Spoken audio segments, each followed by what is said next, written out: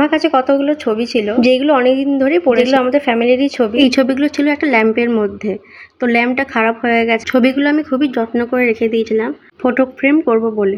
জামা কাপড়ের যে বাক্স থাকে, ওই বাক্স যে হোয়াইট যে পেজগুলো থাকে ওইগুলোতেই আমি সাইজ করে নিয়েছি। আর এই যে ছবিগুলো, এক একটা ছবিতে আমি ভালো করে আঠা লাগিয়ে নেব। তারপরে আঠা লাগানোর পর ভালো করে আমি আটকে নেব যাতে উঠে না যায়।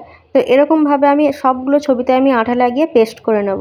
আর যারা যারা আমার চ্যানেলটাকে সাবস্ক্রাইব করোনি প্লিজ তারা সাবস্ক্রাইব করে দিও। তো এরকম আরো অনেক ভিডিও তোমরা দেখতে পারবে নতুন নতুন ধরনের। আর এই ছবিগুলো দেখে সত্যি আমার সেই আগেকার কথা খুব মনে পড়ছে, কারণ এই ছবিগুলো প্রায় 2 বছর আগেকারই ছবি।